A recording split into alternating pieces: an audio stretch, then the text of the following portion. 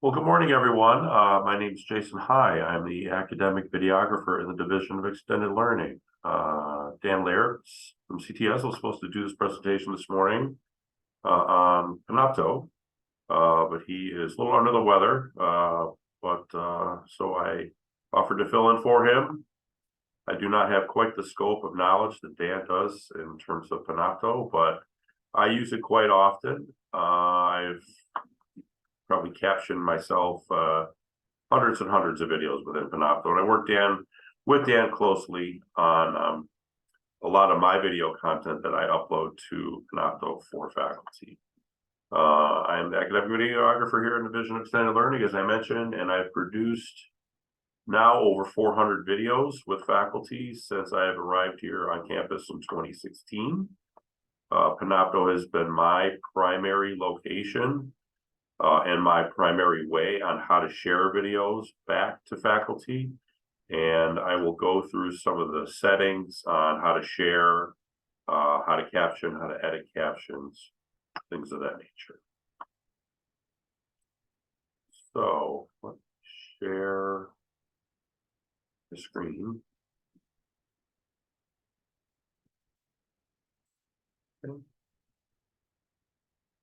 Okay, can everybody see my screen? It's the Panopto folder here. Yes, okay, great. All right, so this is kind of, I made this myself. You can have however you want to create your own folder. And then within that folder, I have a lot of faculty folders. This is my way of setting it up. You can see I have tens of different faculty members here that I've worked with in the past. It's just my easy way of finding things. It's all in alphabetical order. If you have a way of getting Panopto into your Brightspace course, that's something that I'm not quite familiar on how to set up. But I was shared a video this morning from one of our instructional designers, Carrie Mosick. And it was a video that was made by Dan Laird. And he's going to be able to walk you through how to set up Panopto in your Brightspace course. Let's go over to this. Sorry. That over. And I'm going to reshare the screen. Just that was okay. So I'll make this full screen. And Dan's going to talk about how to add Panopto to your Brightspace course. It's a very informative video I found. I took a look at it this morning.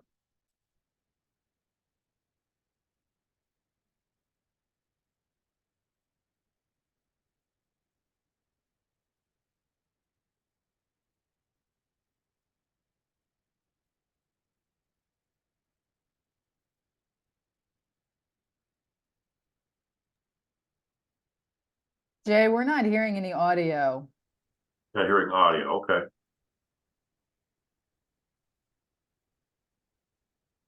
Share sound. Let's try that again. Adding Panopto to your Brightspace course. Go to your course in Brightspace. Select the Content menu.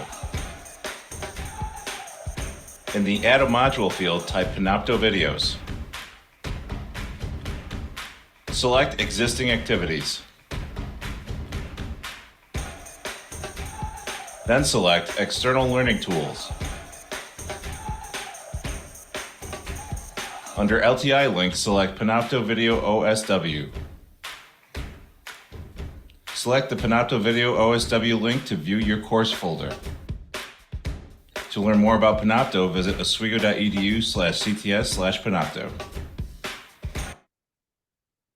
So I know that was rather fast, but for some reason I'd love to get this tab down on the bottom so I can bounce around tabs. So I'm just going to stop sharing for a second and change tabs. I apologize for that. Okay, share screen again.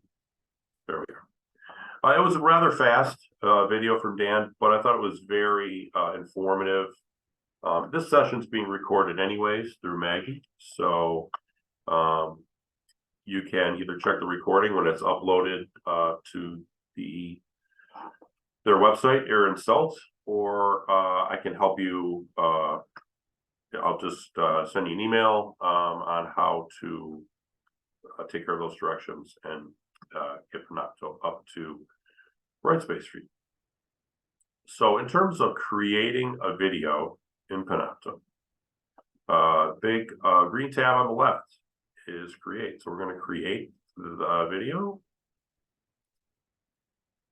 And this little pop-up box will open up, and we're going to open the Panopto recorder.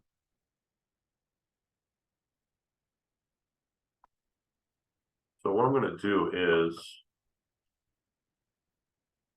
I am going to stop sharing my video because I only have one webcam and I can't do the webcam for Panopto while also using the same webcam to record my video. I can only just realize that a few minutes before we started. So if you have your webcam enabled, as you can see, the audio right here next to my screen is bouncing, so I'm getting levels off my webcam. And I'm going to hit record. And we are here today to do a presentation on Panopto. I hope everyone has a wonderful time, and I hope they learn a little bit about Panopto here today. So I'm going to stop the recording. And it's just going to take a few minutes. I was kind of like, I don't normally record my own videos. I work with faculty. I don't do my own material. So I'm going to hit done. And then I'm going to enable my webcam back. There I am. And I am going to get an email letting me know that my Panopto recording has been uploaded to where I said it would be. But it'll just take a few minutes. So while we have a minute or two for it to upload, it's going to pop up in my home. No, it's going to pop up right here in my folder. And here it is. It just recorded a few minutes ago. It's only 15 seconds. You can set it up with the previous screen anywhere you want. If you want to upload it directly into your course, if you want to put it in a separate folder and edit it, that's exactly what I did here. And we can make some corrections to those captions. So with each video, you can see all these ones that I've created for our accessibility IITG grant course that we're producing. You have these little tabs. There's an edit. You can share it directly to a person. There's also different settings. So we're going to go back and we're going to edit. This pop-up screen will come up. You can see there is audio here. There's me. The captions are on the left. Yes, they were.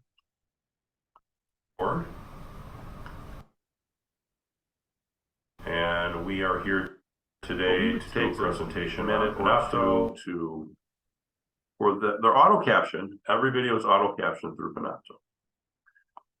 So I am going to wait a second until those captions are uploaded. They should come up here very shortly.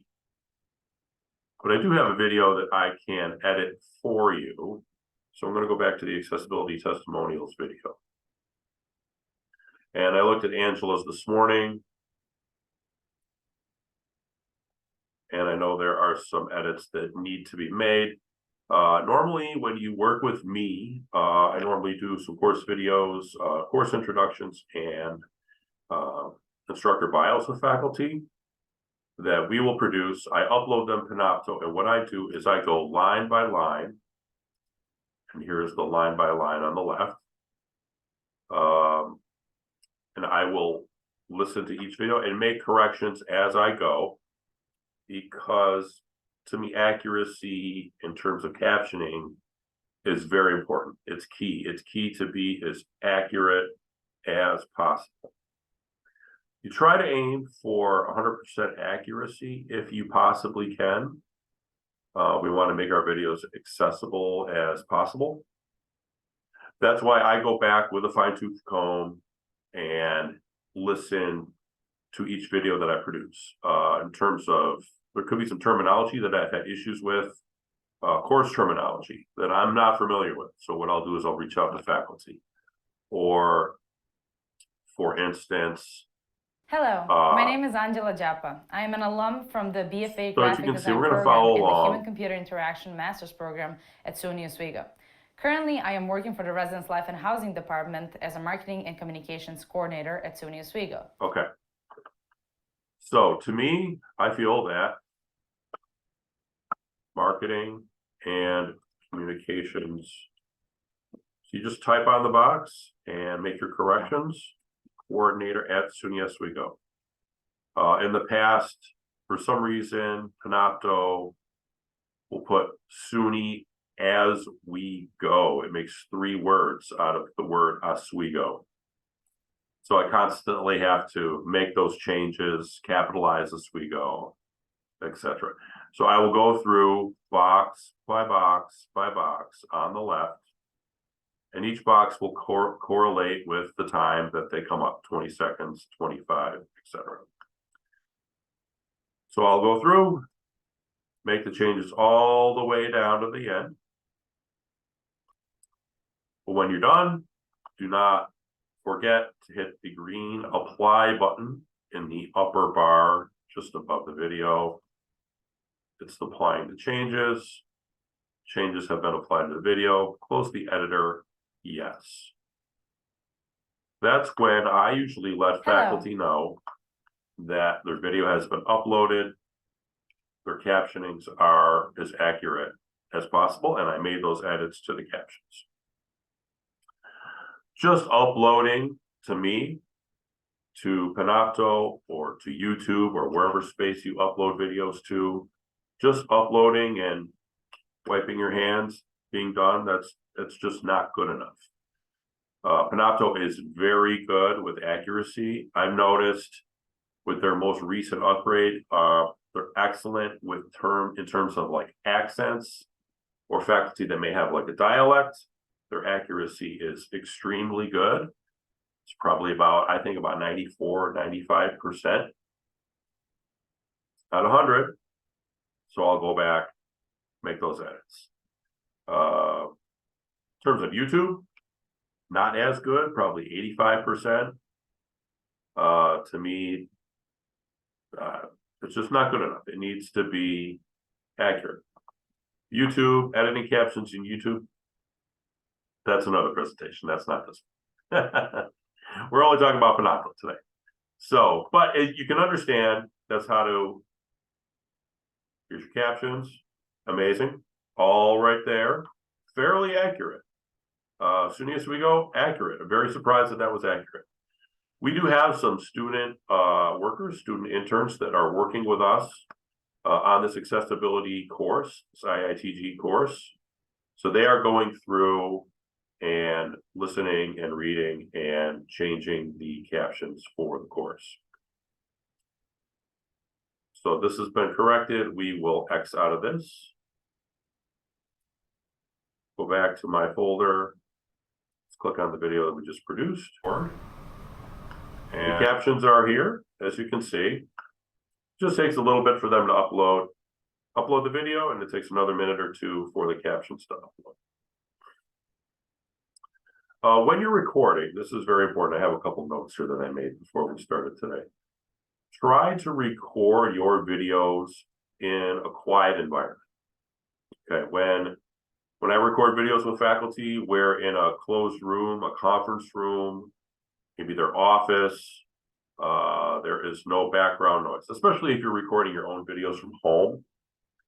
Try not to have the TV on in the background or any music in the background, Alexa, whatever, things of that nature.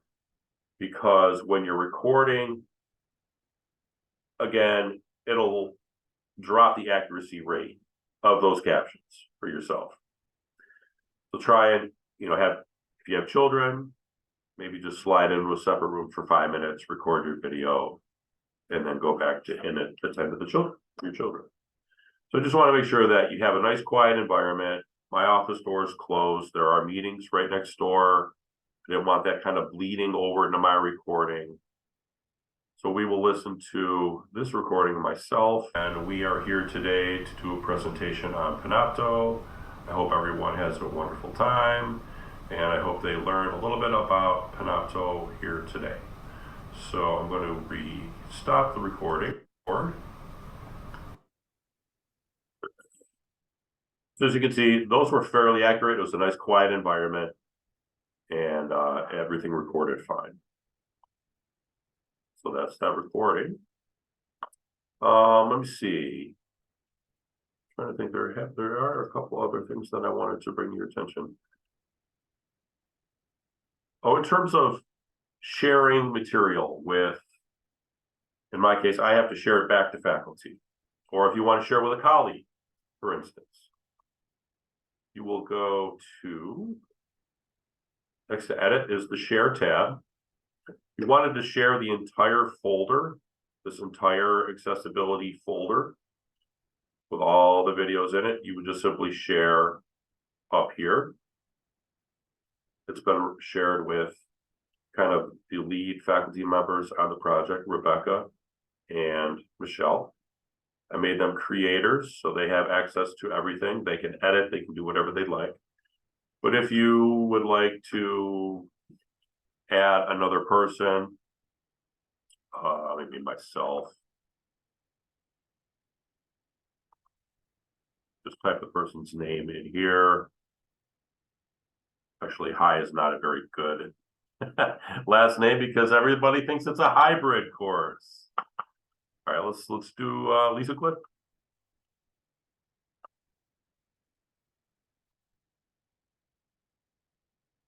And there's Lisa, and I would make her a creator, or if she just wants to view it, she doesn't need to create material for the folder. I would just make Lisa a viewer. And then I'm not sure, but I believe they get an email saying, hey, you've been added to this folder. You can view all the videos within this folder. But we will not share that with Lisa because, excuse me, apologize, a little under the weather, just trying to kind of power through this. In terms of sharing just a specific video, this Rebecca testimonial video, just click on the tab here. It'll only share this video with a colleague of yourself. It's just the differences there. In terms of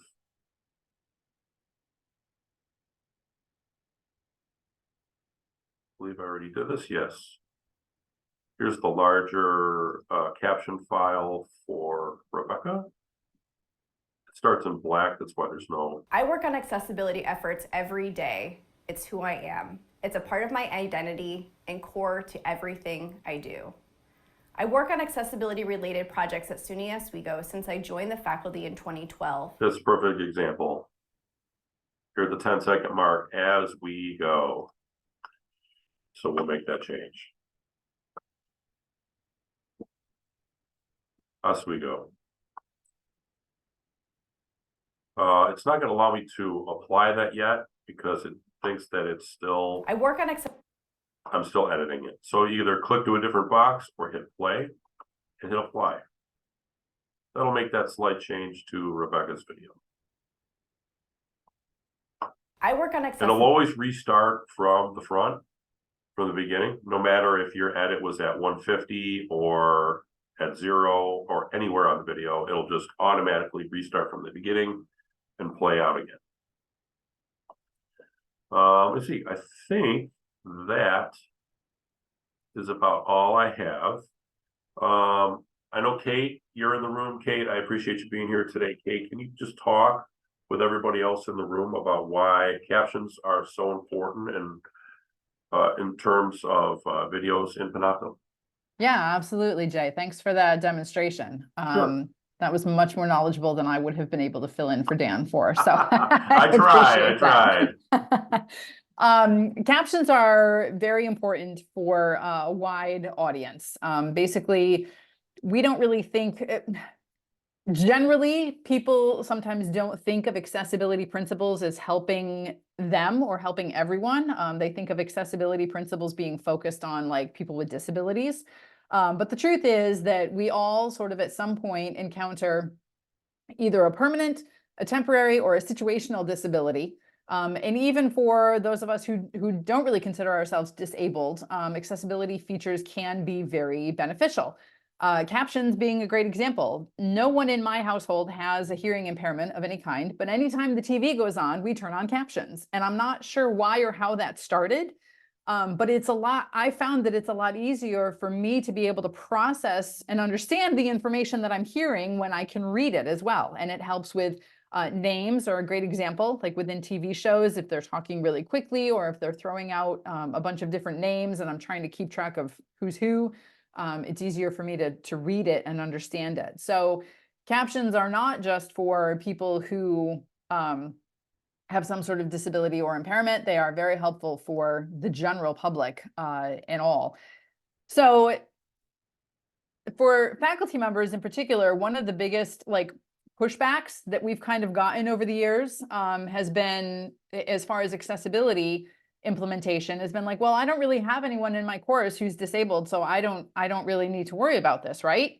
And the answer to that is no, that's incorrect. You may know your students, but you may not know all the specifics and all of the situations about your students. Students are not required to disclose disabilities.